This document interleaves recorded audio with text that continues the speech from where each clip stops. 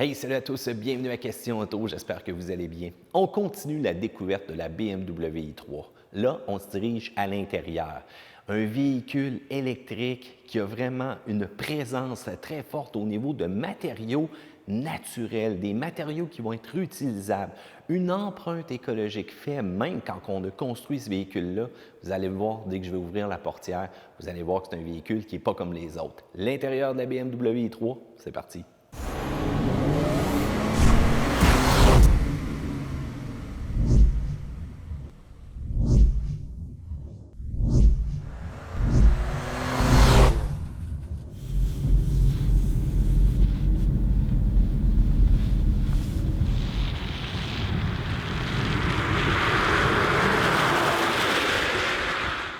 Dès qu'on ouvre la portière de la i3, on se rend compte qu'on est dans un véhicule vraiment unique.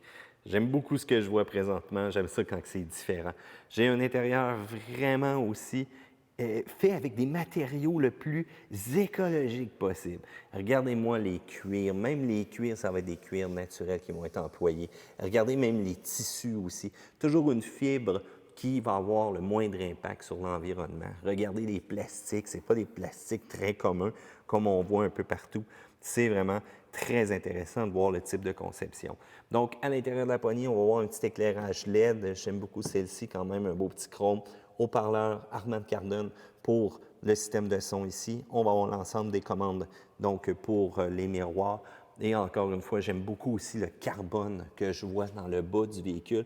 Le seuil aussi est quand même assez haut quand que je vais venir pour prendre place à bord. Au niveau du siège, je suis surpris, j'ai quand même beaucoup d'ajustements, juste à hauteur aussi que je peux régler celui-ci. Ça, c'est quand même très, très cool. Et si jamais mon passager, donc à l'arrière, veut prendre place, il va être en mesure d'avancer le banc directement avec une petite manette dans l'appui-tête. Donc, je vais me réajuster comme il faut et on va prendre place à bord de cette BMW i3. Regardez-moi les boiseries d'eucalyptus que j'ai à l'intérieur ici. J'adore vraiment présentement ce que je vois. Donc, toujours le volant BMW qui est quand même assez grand, ajustable aussi sur le côté. Et on remarque encore une fois le cercle bleu lorsqu'on a un véhicule électrique à bord. Au niveau des écrans, donc un écran central qui va être ici. Et vous allez remarquer donc celui-là pour les indicatifs donc de vitesse, d'information moteur ou autre, qui est directement là au milieu. J'aime encore une fois beaucoup ce que je vois et on y va avec un petit démarrage. Donc, c'est le bouton Start ici qu'on va devoir appuyer. Et lorsqu'on appuie une deuxième fois, en enfonçant le frein, bien entendu, le véhicule va être démarré. On va voir vraiment une ligne bleue, donc une ligne de LED bleue qui nous témoigne que notre véhicule n'est plus en mode accessoire seulement, mais vraiment en mode prêt à rouler.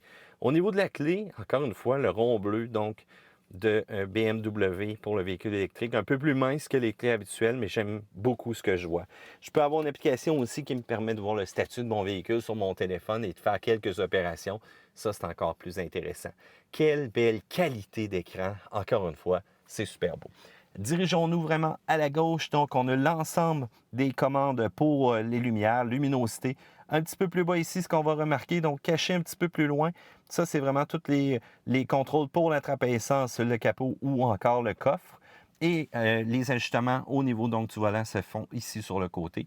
On va avoir donc une commande, ici, une petite manette, et remarquez le bouton baisser. Le bouton baisser, lorsqu'on va appuyer dessus, si vous regardez l'écran principal ici que j'ai avant, ce que ça va changer, c'est l'information. Donc, au niveau de mon voyage, au niveau aussi donc des kilomètres restants avec l'autonomie de la batterie, je vais avoir les kilowattheures par 100 km. Je vais avoir ma consommation instantanée et encore ma vitesse moyenne aussi. Donc, température extérieure présentement, pas trop chaud dans le garage et l'heure directement dans l'affichage en face de moi. Ça, j'aime bien ça. Un petit peu plus bas ici, donc c'est l'autonomie que j'aurai avec ma motorisation à essence et l'autonomie de ma batterie, donc qui est de l'autre côté. C'est sûr que vous voyez aussi donc sur l'indicatif ici de chaque côté ma puissance donc électrique et ma puissance de charge. Je vais avoir aussi l'indicatif de vitesse qui est vraiment au centre quand même assez gros et je vais avoir la limite maximale selon l'endroit où est-ce que je vais être. Quand je vais changer de mode de conduite, remarquez, je vais passer en mode Eco Pro. Je vais avoir mon autonomie qui vient d'augmenter drastiquement et on voit LIM 130, donc ça veut dire que c'est 130 km/h pour ma vitesse. En mode Eco Plus. Et là, je réduis à 90 et regardez, ma batterie n'est même pas pleine, 174 km d'autonomie, 133 km au niveau de la motorisation à essence qui pourrait m'aider. Et là, on parle bien entendu d'une petite génératrice. Je vous le dis tout de suite, c'est quand même assez surprenant ce qu'on est capable de faire comme kilométrage avec ce véhicule-là. Je vais repasser en mode confort. Jette un petit coup d'œil aussi à la partie donc avant, vraiment quand même assez impressionnante. Haut-parleur qui est complètement en haut ici, l'écran qui a de l'air vraiment de flotter un petit peu directement dans la console. Vraiment un bel angle. Sérieux, je suis surpris de ce que je vois présentement. Une tonne d'informations sur les écrans. Quand je regarde mon écran central, eh bien, c'est avec le bouton ici que je vais contrôler tout ça. Donc, je vais avoir des accès rapides aux médias, au menu radio, téléphonie et navigation. Et cette partie-là est tactile aussi. Donc, je peux me déplacer avec mon doigt. C'est là qui était mon mode de conduite. Et lorsque je vais le déplacer en mode Eco Pro pour une conduite optimisée ou encore tout simplement un mode Eco Pro Plus, vous allez voir les informations donc, qui vont s'afficher, bien entendu. Aide au stationnement, donc si je vais avoir aussi donc, mes fameux capteurs enclenchés et ces capteurs-là vont vraiment me donner la distance donc avec mon véhicule des différents objets et lorsque j'active la caméra de recul, quelle clarté, quelle précision que je vais avoir, ça c'est vraiment assez intéressant aussi. Lorsque je vais sélectionner les différentes options, eh bien mon écran est encore très chargé. Si je repasse donc en mode régulier. Donc, je vais réactiver mon menu ici. Différents choix que j'ai, multimédia, radio, téléphone, navigation. J'ai Office, des éléments de bureau, encore une fois, très, très cool. Je vais avoir aussi le mode Connect Drive qu'on appelle. Connect Drive, c'est vraiment un service de conciergerie BMW ou autre. J'appuie sur le bouton retour arrière. Oups, retour arrière, voilà, oui. Info véhicule réglage. J'ai même un double affichage. Je peux aller de l'autre côté pour avoir un mode écran partagé. Et lorsque j'appuie pour avoir du détail sur celui-ci, eh bien, j'ai une tonne de choix, même jusqu'à la météo. Mon véhicule qui peut communiquer directement avec Internet, système 3G, qui va aller chercher différentes applications que je pourrais installer et, encore une fois, avoir toute l'information nécessaire que j'aime avec le véhicule. Lorsqu'on va être prêt à prendre un déplacement, n'oubliez pas, ici, c'est mon sélecteur de vitesse. Ça, c'est encore particulier. Je pousse le haut ici. Je tombe en mode vraiment drive. Et si je place comme ça le sélecteur, je tombe en mode reculon. Ça, j'aime bien aussi. Donc, le style unique pour changer les vitesses. Mode park directement en haut ici, donc sur le P. J'ai différentes commandes au niveau du volant, donc bien entendu les contrôles de volume habituels, le contrôle de la voie, régulateur de vitesse qui est très précis, régulateur de vitesse qui est adaptatif en passant, donc au véhicule qui me précède. Ça, c'est parfait, j'aime bien là, cette partie-là. Donc, lorsqu'on jette un petit coup d'œil aux différentes commandes qu'on aurait ici, les différents modes de radio et en passant, les modes de radio, je suis surpris de ce que j'ai. Je vous le dis tout de suite, une qualité, Armand Yarden, je pense qu'ils savent exactement qu'est-ce qu'ils font. Je peux passer en mode radio satellite comme vous voyez là présentement et pourquoi pas lever le son un petit peu.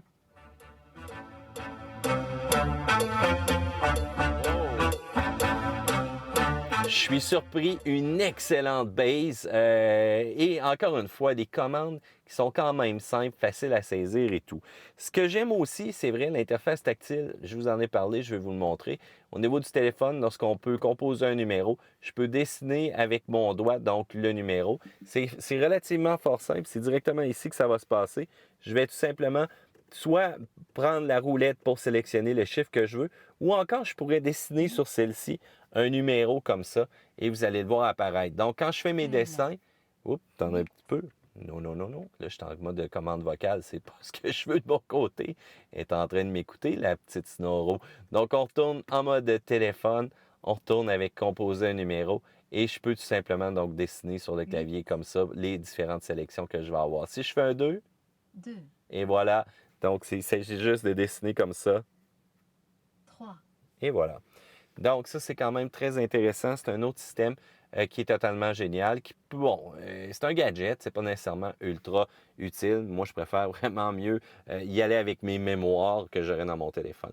Au niveau de la sélection des mémoires, donc des postes, je peux tout simplement passer mon doigt ici, comme ça au-dessus et regardez donc le côté tactile qui va m'amener à choisir les mémoires. Donc, climatisation, ici directement sur le coin, chez des sièges chauffants, bien entendu. Je peux avoir différents modes aussi au niveau de ma climatisation. Ça, c'est un peu petit, cependant. C'est pas très révélateur. Donc, les flèches sont très minuscules. Je peux vraiment baisser la température jusqu'à 16, la monter jusqu'à 28. Et je peux enclencher un mode automatique et ainsi de suite au niveau de la climatisation. Climatisation, je vais en avoir besoin, je vous le dis tout de suite. C'est très nécessaire, surtout l'hiver avec ce véhicule-là. Ici, j'appuie, je peux enclencher donc mon avertisseur de collision et je peux aussi sélectionner donc mon avertisseur de piéton si jamais j'en ai besoin et ça fonctionne bien entendu dans le jour comme c'est indiqué sur le coin ici. Donc une console très complète, quand même assez chargée aussi. Dans le bas, donc j'ai quand même des attaches donc que je peux mettre un petit peu de rangement. J'ai un porte-gobelet ici que je vais avoir. Mon frein de stationnement donc électrique. J'ai un appuie-bras aussi qui est quand même particulier. Quand je vais l'ouvrir, j'ai un système de retenue de iPhone ou encore de téléphone mobile. Je pourrais tout simplement sélectionner un adapteur et ça me permettrait de l'enclencher et celui-ci chargerait. Je peux relever l'appui-bras. J'ai une option cendrier. Ça, c'est vraiment très drôle. Moi, je serais plus l'option poubelle tant qu'à moi. Et j'ai comme un autre porte-gobelet que je peux tout simplement tirer fort, monter en haut et je vais aller le déposer donc dans les 3 emplacements que j'ai. Voilà, avec la caméra, c'est un petit peu difficile, mais voilà. Donc, une fois que le porte-gobelet est installé, bien j'en ai 2 comme ça et ça ne prend pas de place. C'est drôle dans un char électrique de voir donc un allume-cigarette, c'est pas très écologique. Et ensuite, prise USB, prise auxiliaire. Et j'aime quand même d'avoir le petit espace rangement ici. Ça, c'est quand même très bien. Au niveau du coffre à gants, éclairé, regardez le manuel du propriétaire. On a même poussé loin l'utilisation des matériels écologiques jusqu'au manuel du propriétaire, éclairage à l'intérieur.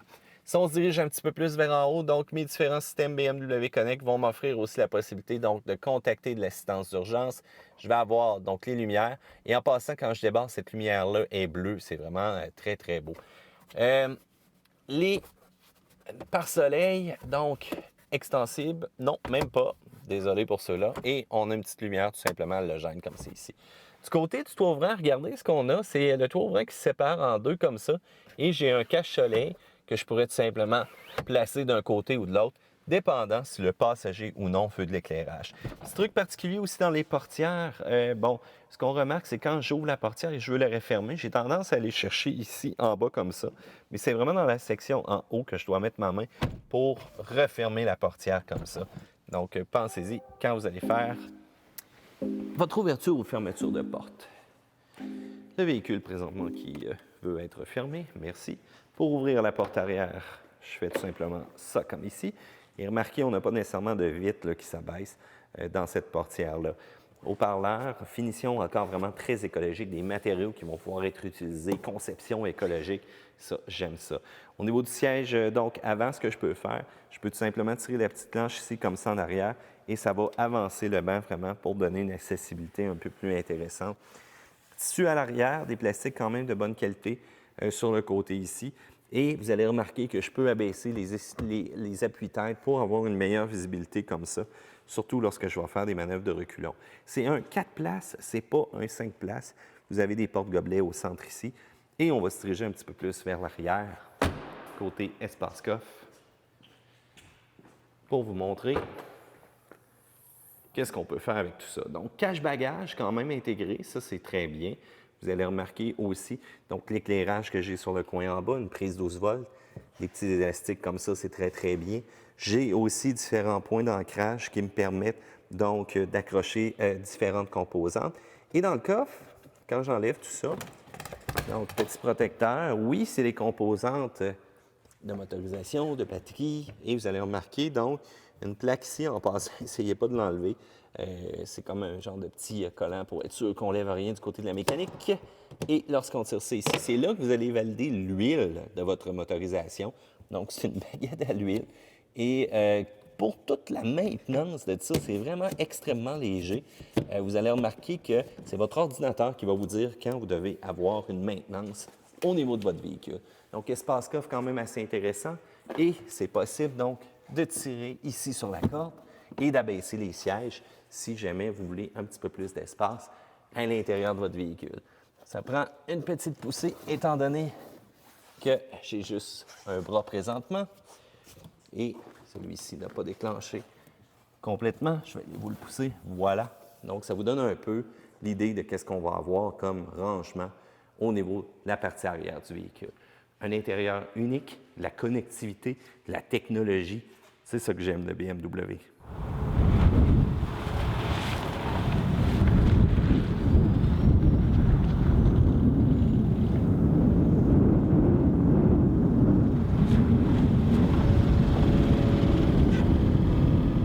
Eh bien voilà, c'était l'intérieur de la BMW i3. Je dois dire que ça a vraiment un côté très unique.